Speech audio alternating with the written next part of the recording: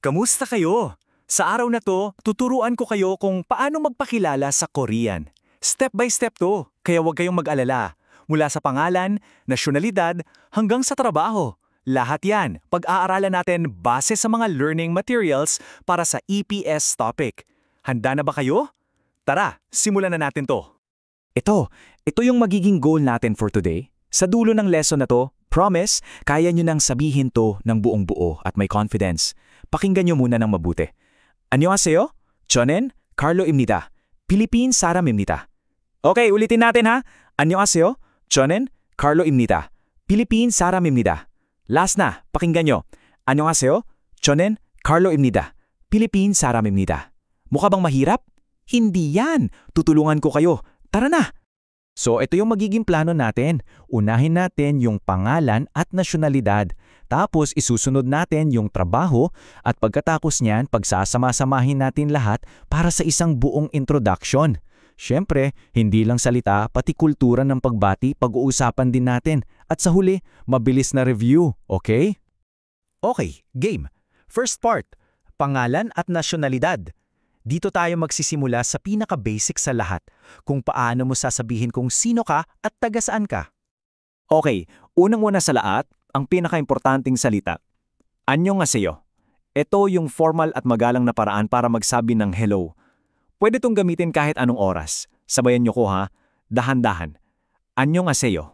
Magaling? Ulit. Annyeonghaseyo. Perfect. Last na, para sigurado. Annyeonghaseyo. Ngayon, syempre, paano naman natin sasabihin na taga-Pilipinas tayo? Ang Philippines sa Koreano ay Philippine. Pakinggan nyo ha, Philippine. Ulitin natin, Philippine. Isa pa, Philippine. Diba halos kapareho lang ng tunog, madali lang yan. Heto pa yung ibang mga bansa. Babasahin ko ng 3 beses bawat isa. Subukan yung ulitin after ko ha. Game. Ang South Korea ay Hanguk. Ulit, Hanguk. Last, Hanguk. Ang Vietnam, Vietnam. Isa pa, Vietnam. Ulitin, Vietnam. Ang Thailand, Tekuk. Sabayan niyo ko, Tekuk. Last, Tekuk. Ang Indonesia, Indonesia. Medyo mahaba, dahan-dahan, Indonesia. Ulit, Indonesia. At ang Cambodia, Cambodia. One more time, Cambodia. At sa huli, Cambodia. Very good. Okay, grammar time. Unang-una nating kailangang tandaan ay itong imnida, imnida. Super importante nito. Ito yung idinidikit natin sa dulo yung isang noun o pangalan para makabuo ng isang formal na pangungusap. Katumbas to ng is, am, o are sa English. Halimbawa, pag dinugtong mo sa pangalan mo, Carlo Imnida. Ang ibig sabihin niyan, I am Carlo. Gets? So, mahalaga to. Ano bang pinagkaiba ng statement sa tanong? Madali lang yan. Nasa dulo lang. Pag statement o nagsasabi ka lang ng something, ang gamit natin ay imnida. Pero kapag nagtatanong ka, nagiging imni ka. Pakinggan nyo yung dulo ha. Imnida versus imnika. May konting pagtaas, di ba? Halimbawa, pag statement, Jonan Philippine Saram Imnida. At pagtanong, Ono nara Saram Imnika? Okay, next level na tayo. Ngayon na alam na natin ang pangalan at nasyonalidad, kumpletuhin natin yung pagpapakilala natin. Idagdag natin kung ano ang trabaho natin. Halimbawa, ang salitang doktor sa Korean ay 의사. Sabayan niyo kong bukasin ha, 3 beses. 의사. Ulitit, 의사. Last na, 의사. Okay, tingnan naman natin tong listahan ng mga common na trabaho. Ulitin nyo after ko ha, 3 beses din. Estudyante ay 학생. Ulit, 학생. Last, 학생. Company employee, 회사원. Again, 회사원. Isa pa, 회사원. Worker, 근로자. Again, 근로자. Last one, 근로자. Farmer, 농부. Sabayan nyo ko, 농부. Ulit, 농부. Guru, 선생님. One more time, 선생님. Last na, 선생님.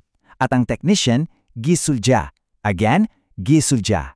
Huling-huli na, 기술자. Galing! Okay, heto na yung ating second grammar point. Ito yung tinatawag na topic markers, at nin. Para saan ba to?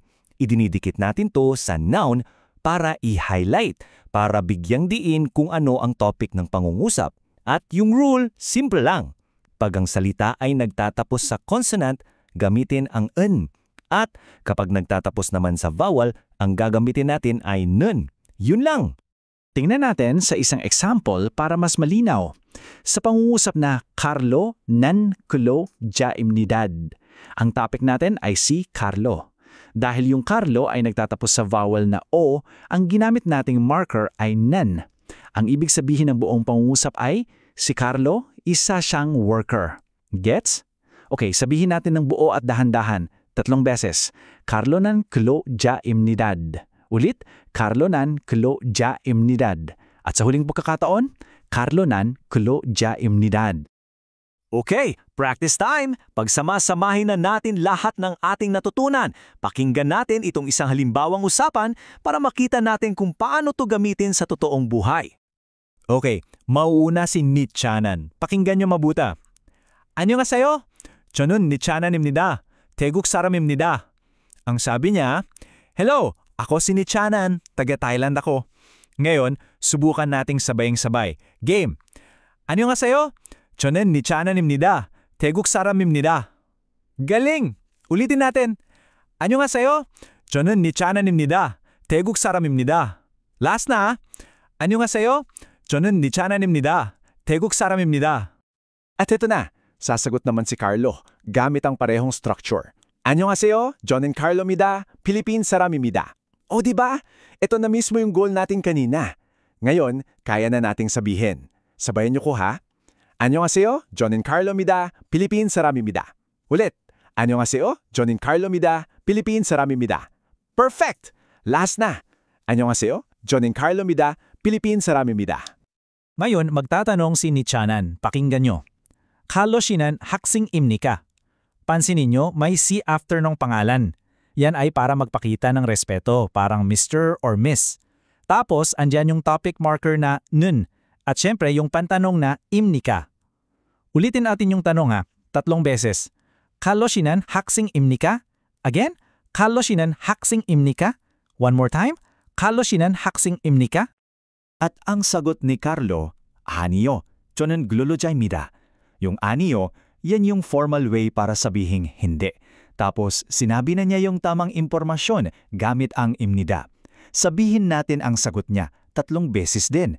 아니요, 저는 근로자입니다. Ulit, 아니요, 저는 근로자입니다. At sa huli, 아니요, 저는 근로자입니다. Okay, sumarunong na tayo magsalita. Pero, hindi lang yan ang importante. Dapat alam din natin yung tamang kilos at gestures.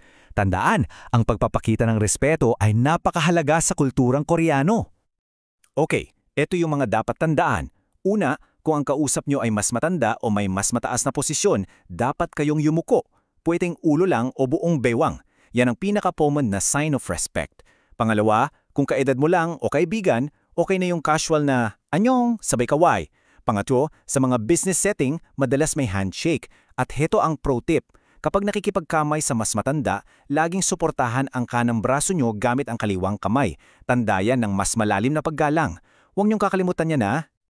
Ang galing nyo! Ang dami nating natutunan, di ba? Para sa huling bahagi, balikan natin lahat ng mahalagang salita at parirala. Makinig ng mabuti at subukang sumabay. Ready na for the final review? Eto na yung ating cheat sheet. Babasahin ko lahat ng dahan-dahan 2 beses. Okay, first round. Makinig at sumabay. 안녕하세요. 입니다. 인미까. 는. Philippine 사람. 학생. 근로자. 회사원. 어느 나라 사람입니까? 안요. Okay, ang galing. Second and final round. Para sigurado ng kabisado. Ulit. 안녕하세요. 입니다. 인미까. 는. Philippine 사람. 학생. 근로자. 회사원. 어느 나라 사람입니까? 안요. At para magpaalam sa Korean, ang sasabihin natin ay, 다음에 또 만나요. Ang ibig sabihin nito ay, see you again next time. Ang ganda, di ba? Ulitin natin. 다음에 또 만나요. Isa pa. 다음에 또 만나요. At sa hulong pagkakataon para sa araw na to, dame to manayo. Maraming salamat sa pagsama ninyo sa akin ngayon. Galing!